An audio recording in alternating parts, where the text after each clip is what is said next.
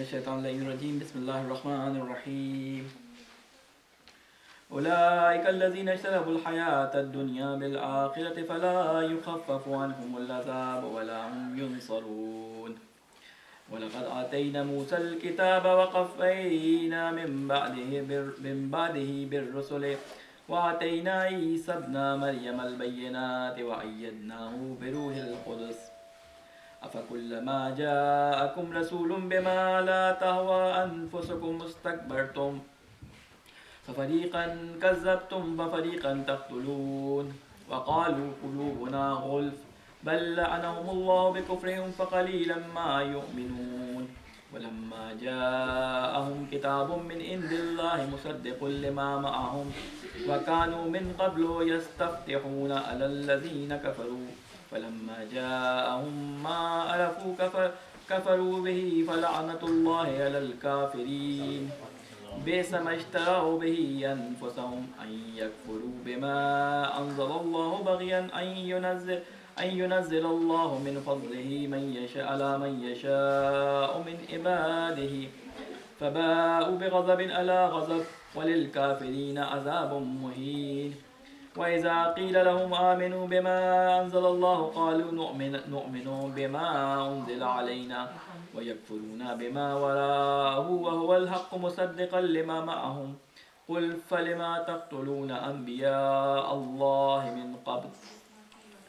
من قبل إن كنتم مؤمنين ولقد جاءكم موسى بالبينات ثم اتخذتم العجل من بعده وأنتم ظالمون وإذ أخذنا ميثاقكم ورفعنا فوقكم الطور خذوا ما آتيناكم بقوة واسمعوا قالوا سمعنا وعصينا واشربوا في قلوبهم العجل بكفرهم قل بئس ما يأمركم به إيمانكم إن كنتم مؤمنين صدق الله العلي العظيم اللهم صل على محمد وعلى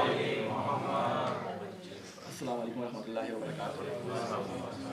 ہماری گفتگو جو ہے وہ سورہ بقرہ میں ترجمہ اور اس کے مفاہیم کے حساب سے بڑھ رہی تھی آگے، اور آیت نمبر 85 تک ہماری گفتگو ہو گئی تھی، جہاں پہ ہم نے بنی اسرائیل کے اس مقدمے کو اللہ تعالیٰ جو بیان کر رہا ہے اس کو جو ہے وہ پڑھا، اور اس کے بارے میں جو مختصر معلومات تھی آپ کے سامنے اس کو بیان کیا، اور بات ہماری یہاں تک پہنچی تھی کہ ان لوگوں نے اپنے لیے دین میں کچھ باتوں کو چن لیا تھا جو ان کے لیے جسے کہتے ہیں کہ ان کے دل میں بس جاتی تھی اور ان کو سمجھ آ جاتی تھی اور ان کے لیے مشکلات پیدا نہیں ہوتی تھی اس کے اندر، اور کچھ باتوں کو انہوں نے انکار کر دیا تھا۔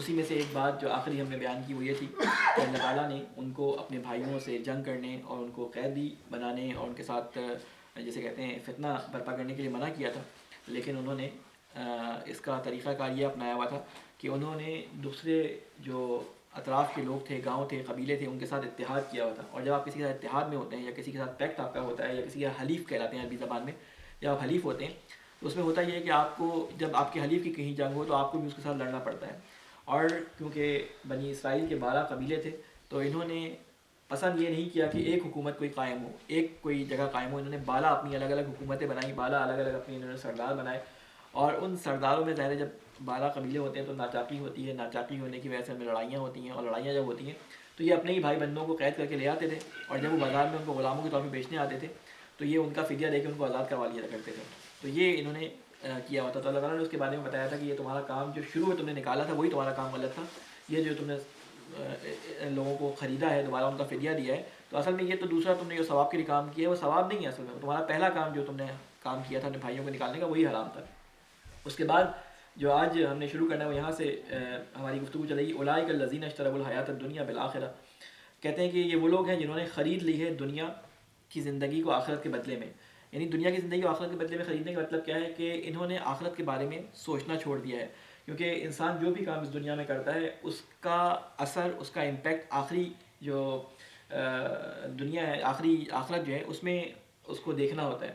یہ جب آخرت کو بھلا دیتے ہیں تو وہ کہتے ہیں کہ ہم یہاں پہ آج 2 نمبری کر لیں گے، تھوڑے دن بعد ہم اس کا ازالہ کر لیں گے اور بات ختم ہو جائے گی، تو انہوں نے دنیا کے بدلے آخرت کے بدلے دنیا کو خرید لیا ہے۔ پھر اس کے بعد فرماتے ہیں فلا یخفف عنہم العذاب ولا هم ینصرون، کہتے ہیں اللہ تعالیٰ ان کے عذاب میں کسی قسم کی کمی نہیں کرے گا اور نہ ہی ان کی کوئی مدد کی جائے گی۔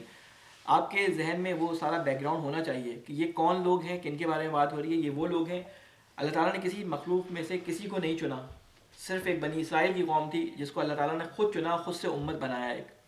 اس قوم کو اللہ تعالیٰ نے اپنی تمام نعمتوں سے، ان کے تمام نخلوں کو اٹھایا، ان کی نعمتوں سے ان کو سرفراز کیا۔ ان کے ہاں پے در پے ہزاروں کی تعداد میں نبی آئے۔ آپ حضرت موسیٰ علیہ السلام کے بعد سے لے کر حضرت عیسیٰ علیہ السلام کے بیچ میں اگر دیکھیں تو ہزاروں کی تعداد میں ان کے درمیان نبی آئے ہیں۔ یعنی اللہ تعالیٰ نے ان کی نعمتوں کا اور ان کی رحمتوں کا اور ان کے ہدایات کا سارا انتظام کیا، ان کی ساری باتیں مانی، لیکن انہوں نے کیا کیا؟ اب یہ مقدمہ جو ہے وہ پیش کیا جا رہا ہے مسلمانوں کے سامنے۔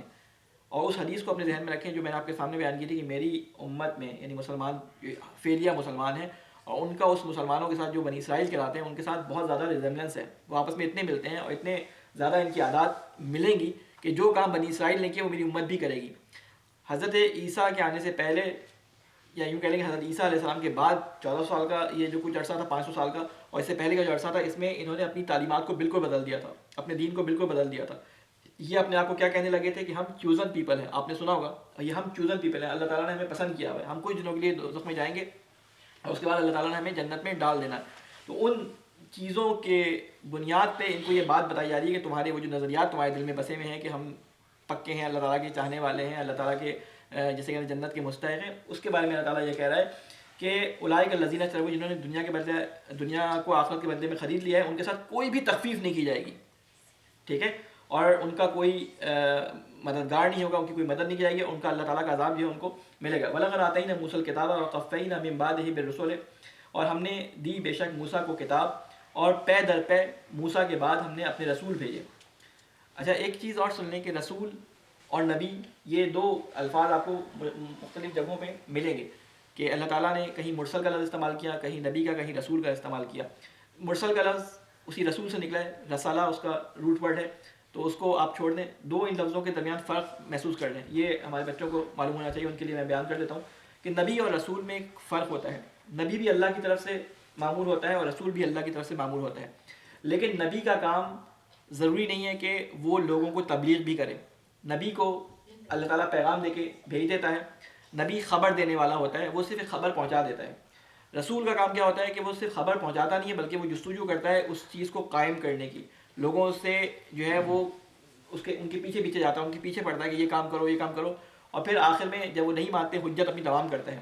نبیوں کے ساتھ اللہ تعالیٰ نے نبیوں کا وعدہ نہیں کیا کہ اللہ تعالیٰ ان کی جو ہے حفاظت کرے گا، لیکن رسولوں کی حفاظت کا اللہ تعالیٰ نے وعدہ کیا ہے کہ اللہ تعالیٰ اور اس کے رسول ہمیشہ غالب رہیں گے۔ اس لیے آپ دیکھیں کہ جتنے بھی انبیاء کے بارے میں آپ کو ملتا ہے کہ بنی اسرائیل کے جو قتل کیے گئے وہ سارے کے سارے نبی تھے، کسی رسول کو کبھی قتل نہیں کیا گیا۔ حضرت یحییٰ کے بارے میں آپ کو معلوم ہے کہ حضرت یحییٰ کو کیسے قتل کیا گیا۔ حضرت یحییٰ اور امام حسین علیہ السلام کے درمیان بہت زیادہ اس کے اندر ریزمبلنس پائی جاتی ہے۔ ابھی اس کا وقت نہیں ہے لیکن میں آپ کو بتاؤں کہ حضرت یحییٰ علیہ السلام اپنے وقت کے جسے کہتے ہیں پسندیدہ نبی تھے۔ وہاں کا جو بادشاہ تھا وہ بھی حضرت یحییٰ کو بہت پسند کرتا تھا، لیکن ایک دفعہ بادشاہ نے ایک ایسی عورت سے شادی کی کہ جس کو حضرت یحییٰ پسند نہیں تھے۔ اس نے کہا کہ آپ حضرت یحییٰ کے ساتھ اپنے تعلقات، اپنے مراسم کو نہ بڑھائیں۔ بادشاہ نے نہیں سنا، تو ایک دفعہ اس نے اپنی بیٹی کو بلایا اور اس کی بیٹی نے بادشاہ کے سامنے کچھ رقص کیا اور کچھ گانا گایا، جو بادشاہ کو اتنا پسند آیا کہ بادشاہ نے اس سے کہا کہ تم جو مانگو میں تمہیں دوں گی۔ تو یہ باہر گئی اپنی ماں کے پاس، اس سے پوچھا میں کیا مانگوں؟ کہا کہ اس سے بولو کہ یحییٰ کا سر لا دے مجھے۔ اس نے بادشاہ سے جا کے بھرے دربار میں، جہاں بادشاہ نے کہا جو مانگوں گی دوں گا، وہاں بادشاہ سے کہا کہ مجھے یحییٰ کا سر چاہیے۔ اب بادشاہ کے دل میں آیا یہ میں کیسے کر سکتا ہوں، لیکن کیونکہ بھرے بازار میں اور بھرے دربار میں وہ زبان دے چکا تھا، اس نے کہا کہ اپنے جلادوں کو کہ یحییٰ جو قید میں اس وقت تھے ان کا سر لا کے دو۔ انہوں نے ایک تشت کے اندر حضرت یحییٰ علیہ السلام کا سر لا کے بادشاہ کے سامنے پیش کر دیا۔ اس طرح انہوں نے نبیوں کو قتل کیا ہے، اس طرح سے نبیوں کو انہوں نے قتل کروایا ہے۔ آگے بتائیں گے کہ ان کی عادت تھی، نبیوں کو قتل کرنے کی عادت تھی۔ اللہ تعالیٰ نے جو صیغہ استعمال کیا بنی اسرائیل کے بارے میں، یہ نہیں کہا کہ انہوں نے قتل کیا، پاسٹ ٹینس کا صیغہ استعمال نہیں کیا، پریزنٹ ٹینس کا صیغہ استعمال کیا ہے۔ اور عربی زبان میں پریزنٹ ٹینس دونوں معنی میں استعمال ہوتا ہے، یعنی پریزنٹ کے معنی میں بھی اور فیوچر کے معنی میں بھی۔ جب کہا جاتا ہے نا کہ یقاتلون، کہ وہ جنگ کرتے ہیں اور جنگ کریں گے، ٹھیک ہے، تو یہ دو معنی پریزنٹ ٹینس جو فعل مضارع ہے اس کے اندر عربی زبان کے اندر آتے ہیں۔ تو یہ فعل مضارع اللہ تعالیٰ نے یہاں پہ آیت کے اندر استعمال کیا، ابھی آیت آگے آنے والی ہے۔ تو یہ کیا فرما رہے ہیں کہ ہم نے موسیٰ کو بھیجا، موسیٰ کو ہم نے دی کتاب، وقفینا من بعدہ برسول، اور اس کے بعد یعنی پے در پے رسولوں کو بھیجا، وقفینا من بعدہ بالرسل، اور عطا کی ہم نے عیسیٰ ابن مریم کو کھلی نشانیاں، وَأَيَّدْنَاهُ بِرُوحِ القدس، اور ہم نے روح قدس سے ان کی مدد فرمائی۔ دو نبیوں کا صرف ذکر آیا ہے، بیچ میں نبیوں کا ذکر نہیں ہے۔ دو نبیوں کا ذکر کیوں آیا ہے؟ یہ اللہ تعالیٰ نے ان کے بارے میں بتا دیا کہ کہاں سے یہ سلسلہ شروع ہوا ان کی ہدایت کا، اور کہاں پر ان کی ہدایت کا سلسلہ جو ہے اللہ تعالیٰ نے روکا۔ آپ کو معلوم ہے کہ تمام انبیاء جتنے بھی آئے، رسول خدا صلی اللہ علیہ وسلم کے علاوہ جتنے بھی انبیاء آئے وہ اپنی قوموں کے اندر آئے۔ حضرت موسیٰ علیہ السلام اپنی قوم کے اندر آئے، حضرت ابراہیم اپنی قوم کے اندر آئے، حضرت عیسیٰ نبی بنی اسرائیل، بنی اسرائیل کے نبی بن کے آئے۔ وہ کہتے تھے کہ میں بنی اسرائیل کی بکھری ہوئی بھیڑوں کو جمع کرنے آیا ہوں، ٹھیک ہے، ان کی عمومی تبلیغ نہیں ہوا کرتی تھی، ہر نبی اپنے قوم میں آئے تھے۔ صرف رسول خدا صلی اللہ علیہ وسلم کو جو اللہ تعالیٰ نے بھیجا ہے وہ تمام جسے کہتے ہیں کہ انسانیت کے لیے بھیجا ہے، اس لیے رسول خدا کی تعلیمات تمام دنیا تمام انسانیت کے لیے تھی، صرف بنی اسرائیل کے لیے تھی۔ تو یہاں پہ دو نبیوں کا ذکر کیا جس سے حضرت موسیٰ کا جس سے بنی اسرائیل کی تربیت اور آزادی شروع ہوئی ہے، اور حضرت عیسیٰ کا جو آخری پیغمبر بنی اسرائیل کی اللہ تعالیٰ نے بھیجا ہے کہ جو ان کی ہدایت کرے، کہ جن کو انہوں نے سولی پہ چڑھوا دیا، بقول ان کے انہوں نے کوشش کی کہ ان کو سولی پہ چڑھوا دیں، اور آخر مسئلہ واقعہ انشاءاللہ جب ابھی آئے گا آگے تو میں وہاں پہ اس کو بیان کروں گا۔ تو کہہ رہے ہیں کہ ہم نے عیسیٰ ابن مریم کو جو ہے بھیجا۔ اب ایک چیز اور کہ حضرت عیسیٰ علیہ السلام کے ساتھ ابن مریم کا لفظ استعمال کیا، یہ دو لوگوں کی نفی اس میں علیکم السلام ورحمۃ اللہ، دو لوگوں کی، دو قوموں کی، دو ذہنیتوں کی نفی کی جا رہی ہے۔ یہاں پہ عیسیٰ خالی نام نہیں لیا، جیسے کسی کے ساتھ باپ کا یا ماں کا ذکر نہیں آتا، لیکن حضرت عیسیٰ علیہ السلام کا جب بھی ذکر آیا تو یہاں پہ کہا ابن مریم۔ کیوں بیان کیا؟ کہ خود ان یہودیوں کے اندر کچھ گروہ ایسے پیدا ہو گئے تھے کہ جو حضرت عیسیٰ علیہ السلام کو خدا ماننا شروع ہو گئے تھے۔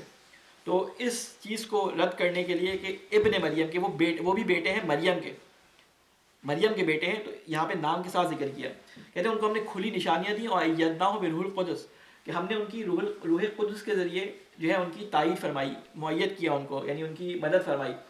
اب یہاں پہ علماء فرماتے ہیں کہ روح القدس سے مراد جبرائیل امین ہے، بعض کہتے ہیں کہ نہیں، روح القدس وہ ایک روحانی قوت ہے جو حضرت عیسیٰ علیہ السلام کو دی گئی، یا وہ خاص معجزے ہیں جو حضرت عیسیٰ علیہ السلام کو دیے گئے، کیونکہ آپ کو معلوم ہے کہ سب سے زیادہ معجزے جو ظاہری طور پہ جس نبی نے دکھائے ہیں وہ کون تھے؟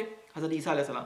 یعنی حضرت موسیٰ کے اتنے معجزے ہونے کے باوجود حضرت عیسیٰ کے معجزے بہت زیادہ ہیں، سب سے زیادہ معجزے جو انبیاء کے ہیں ان میں سب سے زیادہ جو ظاہر ہوئے لوگوں کے اوپر وہ حضرت عیسیٰ کے معجزے تھے، مردوں کو زندہ کرنا، مریضوں کو شفا دینا، کوڑیوں کا علاج کرنا، اندھوں کو، مادرزاد اندھوں کو جو ہے وہ شفا دینا، ان کی آنکھیں آ جانا، یہ بتا دینا کہ تمہارے گھر میں کیا مال رکھا ہے، تم نے آج کیا کھایا، یعنی بے انتہا جو ہے حضرت عیسیٰ علیہ السلام کو ظاہری معجزے دیے گئے، کیونکہ یہ ان بنی اسرائیلوں کو سدھارنے کے لیے آئے تھے کہ جو یہ بھی سوال کرنے سے نہیں گھبراتے تھے کہ اللہ تعالیٰ کو ہمیں دیکھنا ہے، تو اس لیے ان کو بہت زیادہ معجزے جو ہے وہ دے کر بھیجا گیا۔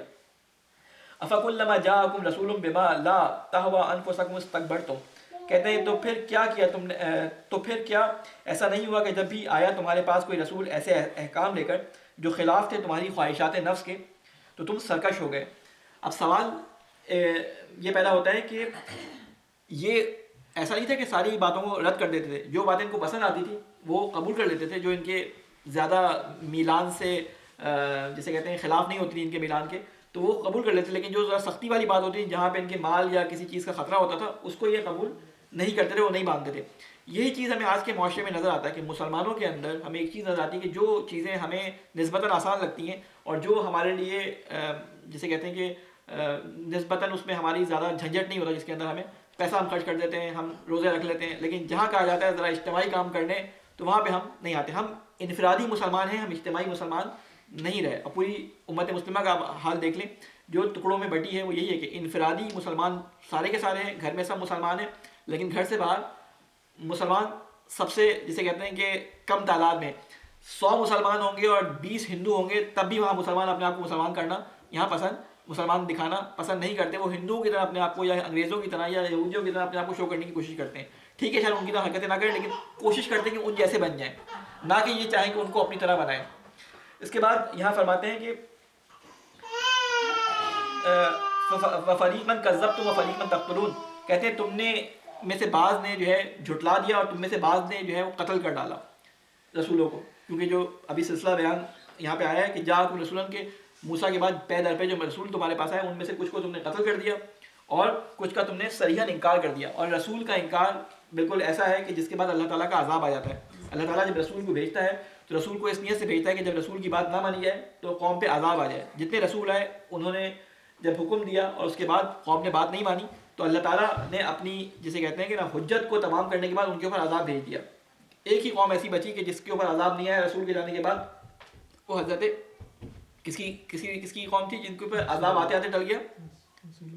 نہیں, وہ جو مچھلی کے, ہاں حضرت یونس علیہ السلام. احسن, حضرت یونس علیہ السلام ایک وہ واحد رسول تھے کہ جن کے اوپر جنہوں نے حجت تمام کر دی اور ان کی قوم پہ عذاب نہیں آیا. ورنہ جتنے رسول تھے حجت تمام کرنے کے بعد سب پہ عذاب آ گیا. قوم سمود کو دیکھ لیں, ٹھیک ہے, اور حضرت لوط کو دیکھ لیں, جتنے بھی دیکھ لیں سب پہ عذاب آ گیا. رسول خدا کی امت پہ بھی جو ہے, رسول خدا کی امت پہ بھی جن پہ انہوں نے تبلیغ کی تھی عذاب آیا, رسول کے زمانے میں آیا. ٹھیک ہے, یعنی جب فتح مکہ ہو گیا تو اس کے بعد اعلان کر دیا جہاں کافر نظر آئے نازل کر دو. تو رسول خدا خود, رسول خدا کے اصحاب اور رسول خدا کے ساتھیوں کی تلواریں عذاب بن کے ٹوٹی ہیں. رسول خدا کو حجت بنا دیا گیا ان لوگوں کے اوپر, اور انہوں نے ان کو قتل کیا. جو لوگ جو اناد رکھتے تھے اور جو لوگ بات نہیں مانتے تھے وہاں قتل کر دیا. کہا یا تو جزیہ دے کے ہمارے انڈر آ جاؤ, یا بس تمہارا داخلہ آج سے مکہ کے اندر ممنوع, جہاں نظر آؤ گے قتل کر دیا جاؤ گے. حجت جب رسول تمام کر دیتا ہے اس کے بعد جو ہے اللہ تعالیٰ کا عذاب کسی بھی صورت میں آ جاتا ہے. وہ عذاب ہواؤں کی صورت میں آئے, آسمانی بلاؤں کی صورت میں آئے, یا نبی کے ہاتھوں آئے. صرف حضرت یونس علیہ السلام ایسے تھے کہ ان سے ایک خطا سرزد یہ ہوئی, وہ خطا سرزد یہ ہوئی کہ اللہ تعالیٰ کے رسول کو اپنی امت سے نکلنے کا جب تک حکم نہ آئے, وہ آخری بندہ ہوتا ہے اپنی امت سے نکلنے والا, جب اللہ کا حکم آئے وہ ناراض ہو کے, ٹھیک ہے نا, مغاظباً کا لفظ ہے, وہ غضب کی حالت میں اپنی قوم سے نکل کے بد دعا دے کے کہ اللہ تعالیٰ اب تو عذاب بھیج, تو نکل گئے. اللہ تعالیٰ نے عذاب بھیجا, لیکن جب امت نے دیکھا کہ نبی چلے گئے اور عذاب جب دور سے آتے ہوئے دیکھا, وہ بادل آتے ہوئے دیکھے انہوں نے, تو ان کو سمجھ آ گیا کہ عذاب آ رہا ہے. تو انہوں نے اللہ سے کھلے میدان میں گئے, اللہ سے توبہ استغفار کی, وہ عذاب ان سے ٹل گیا. ٹھیک ہے, تو ایک صرف یہ واقعہ پیش آیا. اس کے بعد یہ فرماتے ہیں کہ وَيَكْفُرُونَ بِمَا وَرَاهُ, اور ہم پر اور انکار کرتے ہیں. ایک منٹ ہم آگے نکل گئے, شاید آگے نکل گئے, آگے نکل گئے. جی, وَقَالُوا قُلُوبُنَا غُلْفٌ, جب رسول ان سے آ کے باتیں بیان کرتے تھے نا تو ان کا جملہ کیا ہوتا تھا؟ غلف, غلاف آپ کے بھی استعمال لفظ ہوتا ہے نا, غلف یعنی پوشیدہ, ڈھکا ہوا. تو کہتے ہیں کہ تم جتنی بھی باتیں کرتے ہیں, وہ رسول جتنی بھی باتیں کرتے تھے وہ کہتے تھے ہمارے دلوں پہ جو ہے نا وہ غلاف چڑھا ہوا ہے, تم جو کہتے جاؤ ہمیں اثر نہیں ہونے والا. تو یہ اپنے آپ کو برتر کر کے سکھاتے تھے کہ تمہاری نصیحتیں ہمارے کام نہیں آئیں گی, تمہارا ڈرانا آخرت کے بارے میں ہمارے کام نہیں آئے گا, تمہارا اللہ تعالیٰ کی طرف دعوت دینا ہمارے کام نہیں آئے گا. کیوں؟ اس لیے کہ ہمارے دلوں پہ ہم نے غلاف چڑھایا ہوا ہے. کسی سے غلاف, یعنی وہ عقیدے, وہ باطل عقیدے جو انہوں نے اپنے بارے میں بنائے ہوئے تھے کہ اللہ تعالیٰ نے ہم سے جو وعدے کیے وہ پورے ہوں گے قیامت میں. کہتے ہیں اس کے بعد تمہاری نصیحتوں کی ضرورت نہیں ہے. موسیٰ ہم سے وعدہ کر کے چلا گیا کہ تم جو ہے چوزن پیپل ہو, تمہیں جنت میں جانا ہے. یہ انہوں نے سوچا ہوا تھا قیامت کے بارے میں جب آئے گا ابھی. اور پچھلے رکوع میں ایسے 2-3 رکوع پہلے آیا تھا کہ جہاں پہ اللہ تعالیٰ نے کہا تھا کہ تلکا امانیوں, یہ تمہاری آرزوئیں ہیں کہ تمہارے ساتھ ایسا ہوگا, ایسا ہونا نہیں ہے تمہارے ساتھ. تو اب یہاں پہ کیا کہہ رہے ہیں کہ اللہ تعالیٰ ان کے اس جواب کے طور پہ جب یہ کہہ رہے ہیں کہ ہمارے دلوں پہ غلاف چڑھا ہوا ہے, تو اللہ تعالیٰ اس کے جواب میں کیا فرما رہا ہے؟ بل لعنہم اللہ بکفرہم, بلکہ اللہ کی لعنت ہے ان کے کفر کی وجہ سے ان کے اوپر. فقلیلا ما یؤمنون, بہت کم لوگ ہیں جو ان میں سے ایمان لاتے ہیں. اب لعنت کے بارے میں تھوڑا سا آپ لوگ سن لیں کہ لعنت کیا ہوتی ہے. لعنت کوئی گالی نہیں ہے, لعنت گالی کو نہیں کہتے. لعنہ کا جو صیغہ ہے یعنی یہ ایک دعا ہے, لعنت ایک دعا ہے. کس چیز کی دعا؟ اللہ تعالیٰ سے رحمت کی دوری کی دعا. جس طرح رحمت ہے, اللہ تعالیٰ کی رحمت کے اندر آنے کی دعا, اللہ تعالیٰ کی رحمت سے دوری کی دعا کو لعنت کہتے ہیں. جب کہتے ہیں کہ لعنت ہے اللہ کی, یعنی اللہ اپنی رحمت سے اس کو نکال دیتا ہے دور. یعنی اللہ تعالیٰ کی جو کرم اور نوازش اور چیزیں مومن کے لیے ہوتی ہیں, اللہ تعالیٰ اس رحمت سے اس کو نکال دیتا ہے. جب ہم کسی دشمن کے لیے کہتے ہیں کہ اللہ کی لعنت اس پہ ہو, تو ہم کہتے ہیں کہ اللہ تعالیٰ اس کو اپنی رحمت سے دور کر دے. اور ایک لحظے کے لیے اللہ تعالیٰ کی رحمت سے جب کوئی انسان دور ہوتا ہے, بس وہ سیدھا جہنم کی طرف ہی جاتا ہے, اس کے بعد اس کے لیے بچنے کا کوئی چانس نہیں ہوتا. تو یہاں پہ کیا فرماتا ہے اللہ تعالیٰ؟ بل لعنہم اللہ بکفرہم, پس اللہ کی لعنت ہے ان کے کفر کے سبب. فقلیلا ما یؤمنون, ان میں سے بہت کم ہیں جو ایمان لے کے آتے ہیں. ولما جاءہم کتاب من عند اللہ, اور جب آئی ان کے پاس ایک کتاب اللہ تعالیٰ کی طرف سے. کون سی کتاب تھی؟ اب یہ رخ چینج ہوا ہے. جو نوجوان بچے وہ جانتے ہیں کہ آپ کوئی فلم دیکھتے ہیں تو دیکھتے کیمرہ ایک ہی چیز کو ڈفرینٹ اینگل سے دکھاتا ہے, ٹھیک ہے نا. تو ابھی کیمرے کا اینگل گھوما ہے. ابھی پرانی بات ہو رہی تھی, ایک دم سے اب نئے زمانے کے بنی اسرائیل جو یہودی ہیں ان سے مخاطبین ان کو قرار دے کے اب کیا فرما رہا ہے؟ وَلَمَّا جَاءَهُمْ كِتَابٌ مِّنْ عِندِ اللَّهِ, اور جب آئی ان کے پاس, یعنی ان یہودی اور عیسائیوں کے پاس اللہ تعالیٰ کی طرف سے کتاب آئی, مصدقا لما جو تصدیق کرنے والی تھی، ماہم اس چیز کی جو ان کے پاس تھا، یعنی جو توریت اور انجیل ان کے پاس تھی، جو کتابیں اللہ تعالیٰ کی طرف سے ان کے پاس آئی تھی وہ ان کے پاس تھی، یہ قرآن اس کی تصدیق کرنے والی آئی تھی۔ کیا مطلب تصدیق کرنے والی آئی تھی؟ کسی کے ذہن میں ہے یہ بات کہ تصدیق کرنے سے مراد کیا ہے؟ یعنی قرآن اس کا تصدیق کرنے والا تھا، کسی کے ذہن میں یہ بات ہے کیا تصدیق کر رہی تھی قرآن مجید، کیا تصدیق کر رہا تھا؟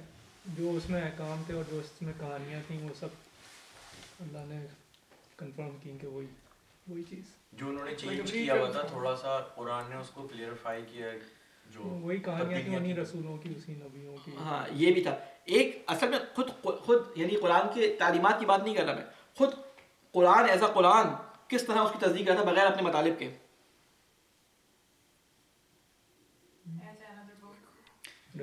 ہاں ان ساری کتابوں میں یہ پیشن گوئی کی گئی تھی کہ ایک رسول آنے والا ہے، حضرت ابراہیم کی دعا بیان کی گئی تھی، اس میں کہا تھا کہ ایک لسان صدق قرار دے میری امت میں سے، جو بات کرے جس کی زبان تیری زبان ہو۔ وہ رسول خدا کی صورت میں، قرآن کی صورت میں، وہ پورا معجزہ جو ان کتابوں میں بیان کیا، معجزاتی طور پہ یہ قرآن اس کا مصداق تھا ان تمام تعلیمات کا، یعنی جو چیزیں بیان کی تھی یہ تمہیں ملنے والی ہیں، یہ تمہارے ساتھ ہوگا، اور یہ تمہیں کتاب اس طرح ایک رسول لے کے آئے گا جو تمہیں اللہ کی طرف بلائے گا، تمہیں آخرت سے ڈرائے گا، اور تمہیں جو ہے وہ دنیا کے جھمیلوں سے نجات دلا کر اللہ کی نزدیک لے کے جائے گا۔ یعنی قرآن اس چیز کی تصویر یا اس چیز کا اتم مصداق بن کے ان کے سامنے آ گیا تھا۔ قرآن کی تعلیمات الگ چیز ہے، وہ بھی اس میں شامل ہے، لیکن خود قرآن اس چیز کا مصداق تھا جو ان کی کتابوں میں تھا۔ ایک چیز اور آپ کے ذہن میں رہے تو زیادہ اچھا ہے کہ جب بھی قرآن مجید کے اندر جب یہ توریت اور انجیل کے ذکر کے درمیان لفظ کتاب آتا ہے، تو جہاں کتاب کا لفظ آتا ہے تو کتاب سے مراد ضروری نہیں کہ وہ توریت یا انجیل یا کوئی صحیفہ یا کوئی کتاب ہو، کتاب ہر لکھی ہوئی چیز کو کتاب کہتے ہیں۔ اور یہاں پہ جب کتاب کا لفظ آتا ہے تو اس سے مراد ہے قوانین کا مجموعہ۔ جب یہ کہتے ہیں نا کہ موسیٰ نے کتاب لی، تو حضرت موسیٰ علیہ السلام کی کتاب جو توریت ہے وہ سراسر صرف قوانین تھے، اس میں کوئی اخلاقی چیزیں نہیں تھیں۔ انجیل کے اندر اخلاقیات تھی صرف، اس میں کوئی قانون نہیں تھا، کیونکہ وہ انہی قوانین کو حضرت عیسیٰ علیہ السلام بیان کرنے کے لیے ان کو اپلائی کرنے کے لیے آئے تھے۔ تو کتاب جب کہا جاتا ہے قوانین کا مجموعہ، جب آپ عدت کی بحث جب پڑھتے ہیں، جب خواتین سورہ طلاق کے اندر کہ خواتین کی عدت کتنی ہے، تو اس کے اندر آتا ہے کتاب موقوتہ، یعنی جب ان کا قانون کے مطابق ان کی مدت پوری ہو جائے۔ تو قانون کے عنوان سے جو ہے نا، قانون کے مطلب کے لحاظ سے کتاب کا لفظ قرآن مجید میں اکثر جگہوں پہ استعمال ہوتا ہے۔ بعض الفاظ ایسے ہوتے ہیں جیسے نبی اور رسول، جیسے مسلمان، جیسے مومن اور مسلمان، یہ ایسے الفاظ ہیں کہ جو ایک دوسرے کے مترادف بھی ہیں، جب ساتھ آئے تو مختلف معنی دیتے ہیں، لیکن جب الگ الگ آئیں تو ایک دوسرے کے مترادف طور پہ استعمال ہو سکتے ہیں۔ صحیح ہے نا؟ اگر ایک ساتھ آئیں تو ان کے الگ معنی ہوتے ہیں، اگر الگ الگ آئیں تو یہ دونوں ایک دوسرے کے مترادف ہو سکتے ہیں۔ کہیں پہ مومن استعمال کر لے گا، کہیں پہ مسلم استعمال کر لے گا، کیونکہ بعض جگہوں پہ آیا ہے اسلام کے لیے کہ ان اعراب سے کہو، ان عربوں سے کہو کہ یہ نہ بولا کرو کہ ہم ایمان لے کے آئے، ان سے یہ بولو کہ ہم اسلام لے کے آئیں، ٹھیک ہے؟ لیکن بعض نبیوں کے خاتمے کے بارے میں کہا کہ وہ جب مرے تو مسلمین میں سے تھے۔ تو یہ کیا تضاد ہے؟ یہی تضاد نہیں ہے، یہ الفاظ ایسے ہیں کہ ان کو مختلف جگہوں پہ جب استعمال کیا جاتا ہے تو مختلف طریقوں سے استعمال کیا جاتا ہے۔ یہ عربی سے تھوڑی بہت آشنائی جب آپ کی ہو جائے گی تو اس میں آپ کو یہ چیزیں سمجھ آنی شروع ہو جائیں گی۔ پھر اس کے بعد اللہ تعالیٰ یہاں پہ فرماتا ہے وَكَانُوا مِن قَبْلُ يَسْتَفْتِحُونَ عَلَى الَّذِينَ كَفَرُوا فَلَمَّا جَاءَهُم مَّا عَرَفُوا كَفَرُوا بِهِ فَلَعْنَةُ اللَّهِ عَلَى الْكَافِرِينَ۔ کہتے ہیں اور ان کی حالت یہ تھی اس سے پہلے کہ یہ دعا مانگے کرتے تھے۔ یہ کن لوگوں کی بات ہو رہی ہے؟ کون لوگ دعا مانگا کرتے تھے رسول خدا کے زمانے میں؟ کہ دعا مانگا کرتے تھے کیا؟ کافروں کے اوپر، کہ فتح کی دعا مانگتے تھے کہ اللہ تعالیٰ ان کافروں پہ ہمیں فتح عطا فرمائے۔ پھر جب آ گیا ان کے پاس وہ جس کو انہوں نے پہچان بھی لیا تو ماننے سے انکار کر دیا اسے، تو پھر اللہ تعالیٰ کی لعنت ہے ان کے اوپر، تمام ان منکروں پر۔ اب یہ کن لوگوں کے بارے میں بات ہو رہی ہے؟ جمعے کے خطبے میں نے بیت عقبہ ثانیہ کے بارے میں جب آپ کے سامنے ذکر کیا تھا تو وہاں پہ میں نے آپ کو بات بیان کی تھی کہ جب مصعب بن عمیر کے تبلیغات اور قرآن کی تعلیمات کے بعد 80 یا 82 یا 60 کے قریب لوگ جب 11 ہجری میں مدینہ آئے ہیں، مکہ آئے ہیں حج کے لیے، تو وہاں رسول خدا سے ملاقات ہوئی ہے، اور رسول خدا سے ملاقات ہوئی ہے یا عقبہ دوم میں یا عقبہ اولا میں، تو وہاں پر جب رسول خدا نے ان کو تعلیمات دینی شروع کی ہیں، یا میرے خیال عقبہ اولا کی بات ہے، تو تعلیمات جب دینی شروع کی ہیں تو انہوں نے کنکھیوں سے خزرج کے لوگ تھے۔ خزرج کون تھے؟ جو یہودیوں کے ساتھ ان کا معاہدہ تھا، یہ یہودیوں کی بہت پٹائی لگایا کرتے تھے، وہاں پہ بزنس مین تھے یہودی، لوٹ مار ہوتی تھی تو یہ لوگ لوٹ مار کرتے تھے وہاں کے کفار جو تھے۔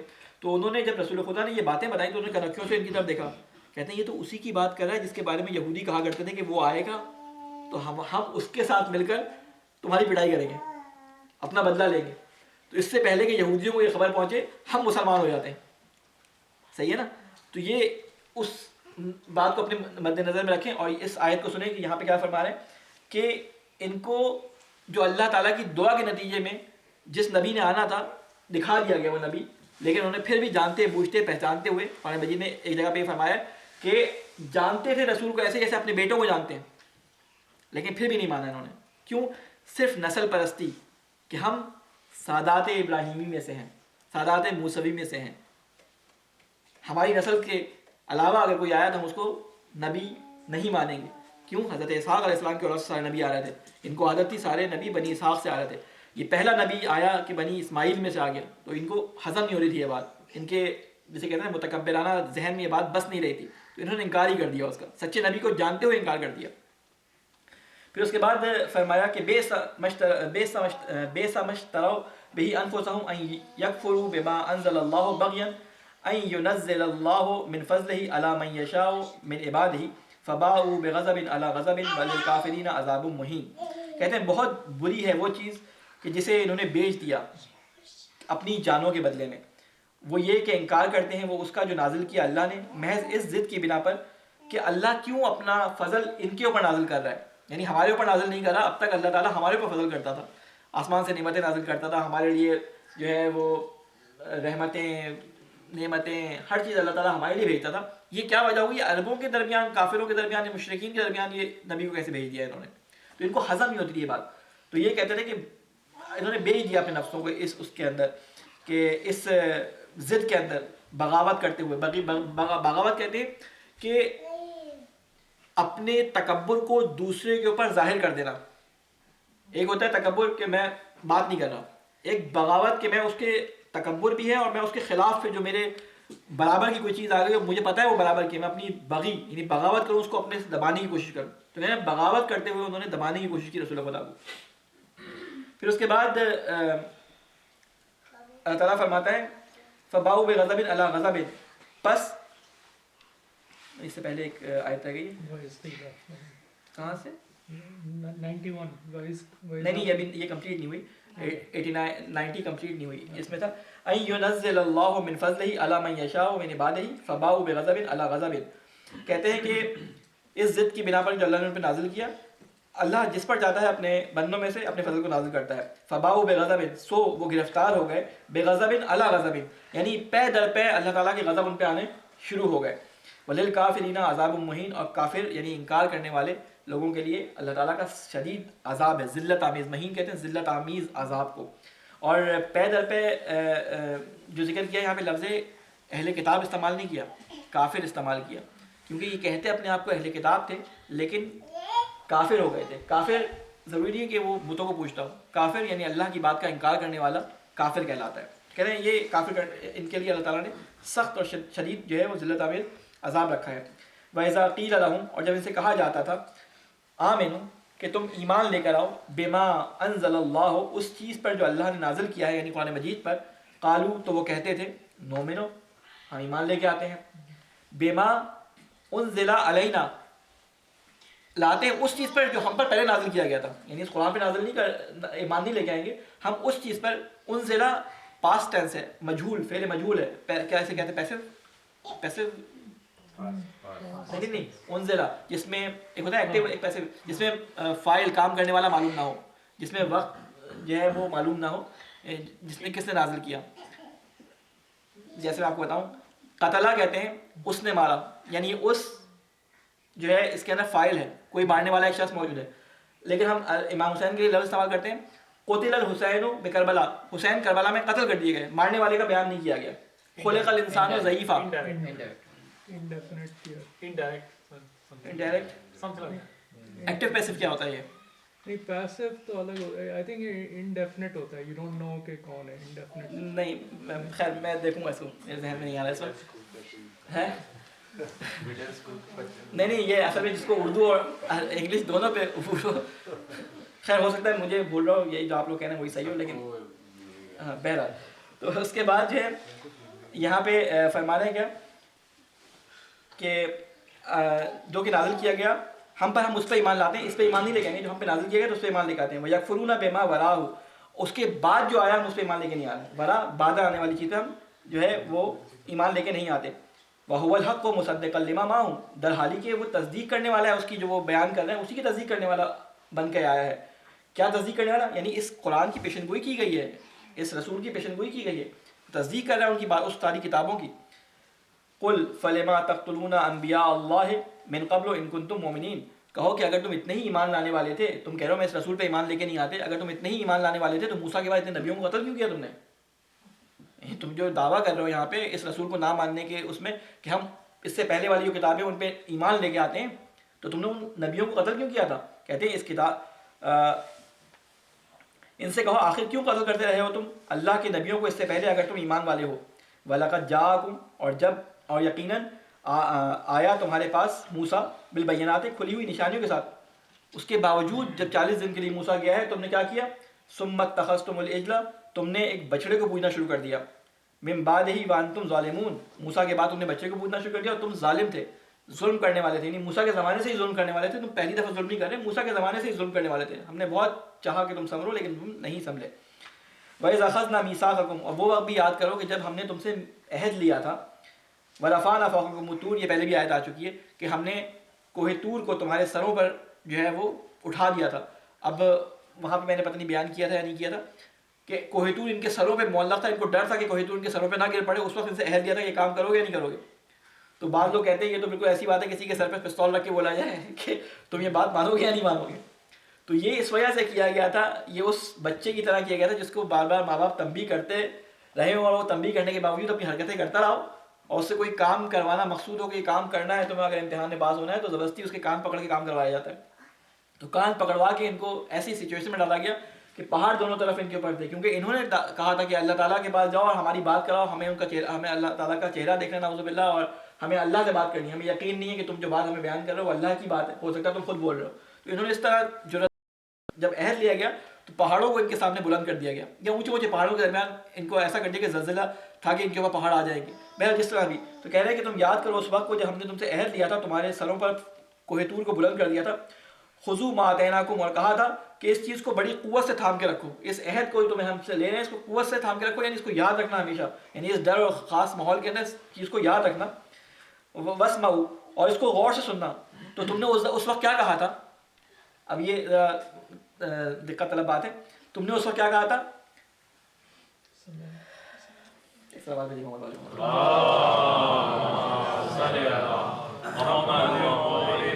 کہ قالوا سمعنا وعصینا، کہ ہم نے سن لیا لیکن ہم مانیں گے نہیں. یہ بات آپ کو تھوڑا عجیب سی لگے گی جب اتنی سچویشن خطرناک کر دی جائے کہ پہاڑ ہو سر کے اوپر اور آپ سے ایک چیز بنوانے کے لیے کہا جا رہا ہے، آپ کو نظر آ رہا ہوگا اس کے بعد آپ کی موت ہے. تو ایسے کیسے پاسبل ہے کہ یہ بات کہیں ہم نے سنا لیکن ہم مانیں گے نہیں؟ پاسبل ہے یہ بات؟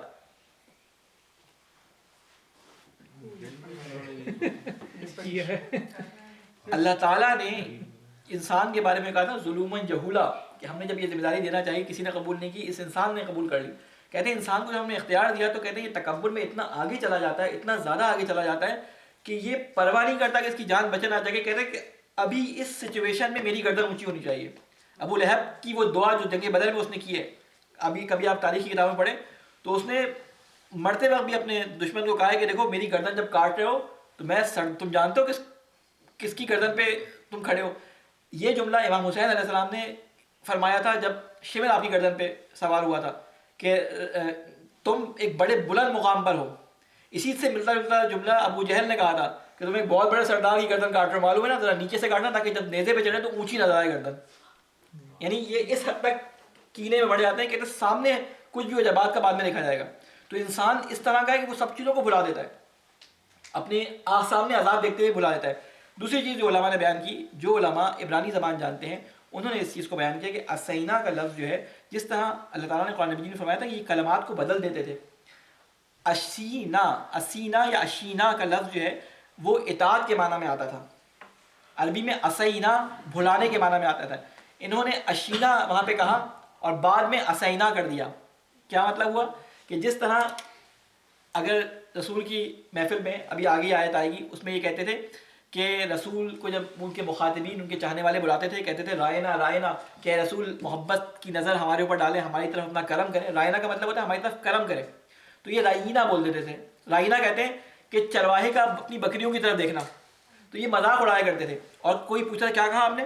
کہا تمہارے کان میں میل ہو گیا. ہم نے اسینا نہیں کہا، ہم نے مثلا اسینا کہا تھا، یا ہم نے رائنا کہا تھا، رائنا نہیں کہا تھا. تو یہ الفاظ کو بدل دیتے تھے.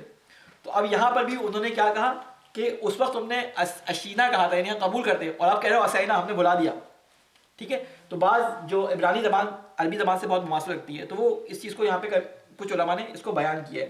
بہرحال جو بھی ہو، اس کی میں تفسیر نہیں کر رہا، میں بتا رہا ہوں کہ یہ مطلب اس کے ہو سکتے ہیں، پاسبل ہیں. پھر اس کے بعد اللہ تعالیٰ فرما رہا ہے وَأُشْرِبُوا فِي قُلُوبِهِمُ الْعِجْلَ بِكُفْرِهِمْ اور اشربو یعنی اشربو کا مطلب ہے کہ انہوں نے ویسے اشربو کہتے ہیں پینے کو.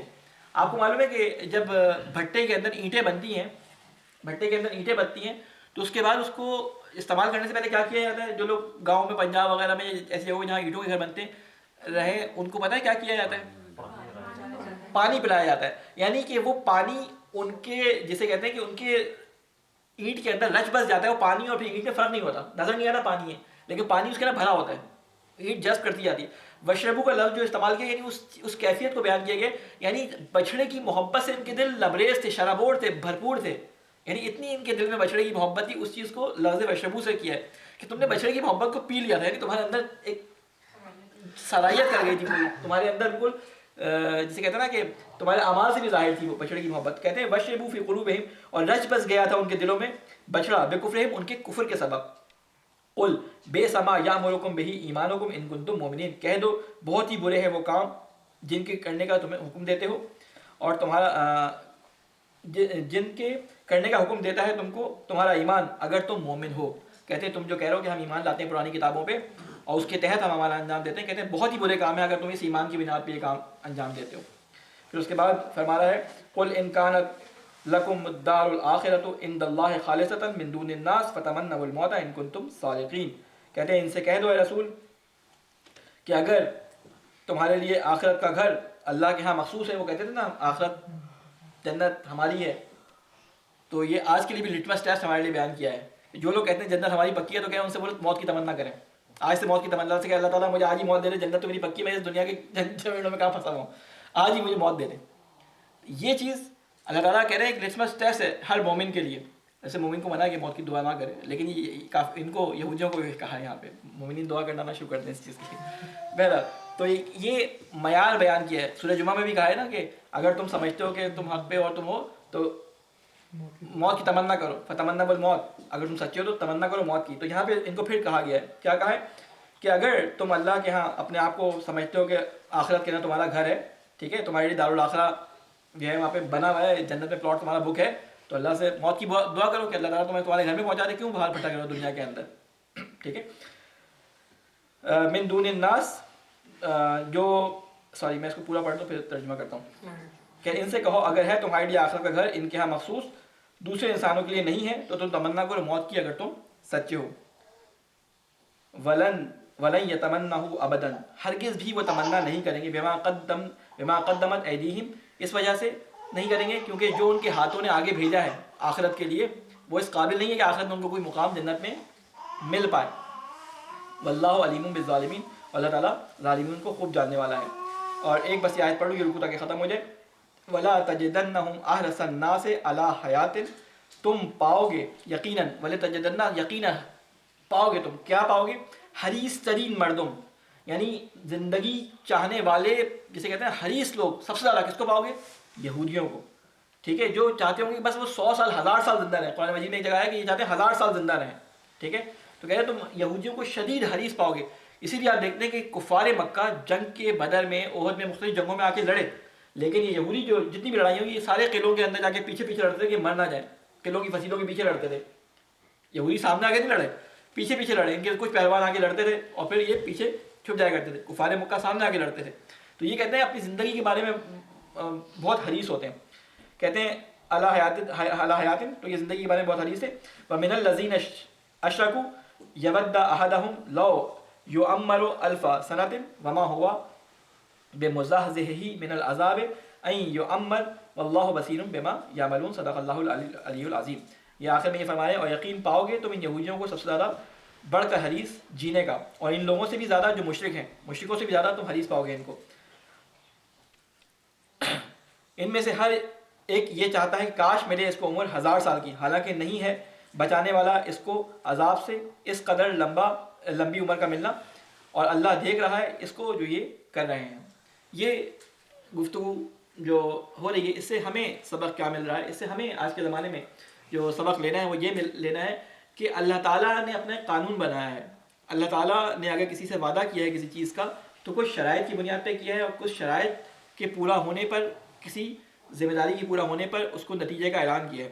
اگر آج امت مسلمہ رسول خدا کو ماننے والی امت اپنے لیے جنت کو مخصوص کر کے بیٹھی ہوئی ہے، یا مختلف اپنے لیے جو درجات کو مخصوص کر کے بیٹھی ہوئی ہے، تو اللہ تعالیٰ نے بنی اسرائیل کا قصہ سنایا ہے ان کو کہ دیکھو تمہارے جسے کہتے ہیں نا کہ پدرم حاجی بود یا پدرم جو ہے وہ آغا بود، اس سے تم جو ہے حاجی یا آغا نہیں بن جاتے. وہ پدر تمہارا تھا، تمہارا باپ، تمہارا دادا پردادا اس کوالٹی کا حامل تھا، تم اس کے کوالٹی کے حامل نہیں ہو. تو کہتے ہیں اللہ تعالیٰ کا وعدہ اس سے پورا ہوتا ہے جو عمل کر کے دکھاتا ہے. اور پچھلے ہفتے آپ نے یہ سوال کیا تھا کہ عقیدہ ہمارے دل میں ہو تو کیا وہ کافی نہیں ہے؟ پچھلے ہی رکوع میں اس دن میں بیان کرنا بھول گیا، وہ کہا تھا کہ آمنو و عملو، دو الفاظ ساتھ آتے ہیں، آمنو و عملو، ایمان لاؤ یعنی عقیدہ رکھو، و عملو اور پھر اس عقیدے کے مطابق عمل کرو. اگر اس عقیدے کے مطابق عمل ہو تو وہ ایمان کامل ہے، ورنہ وہ ایمان خالی عقیدہ ذہن میں رکھنے سے وہ کامل نہیں ہے. انشاءاللہ اللہ تعالیٰ سے دعا ہے کہ اللہ تعالیٰ ہم سب کو قرآن پڑھ کر اس کو سمجھنے کی توفیق عطا فرمائے. اے اللہ ہمارے دلوں میں، ہمارے بچوں کے، ہمارے بہنوں کے، ہمارے بھائیوں کے دلوں میں قرآن کی محبت کو راسخ فرما. اے اللہ اس کے مطالب کو ہمارے لیے آسان فرما اور ہمیں اس کے مطابق اپنی زندگی گزارنے کی توفیق عطا فرما. اے اللہ ہمارے ذہنوں کو اتنا قوی اور اتنا تیز بنا کہ ہم قرآن سے اپنی زندگی کے فیصلوں کو ترتیب دے سکیں. اے اللہ تجھے واسطہ ہے محمد والے محمد کا ہمارے لیے ایسے مراحل اور ایسے مواقع فراہم فرما کہ ہم قرآن کے مطابق اپنی زندگی گزار سکیں.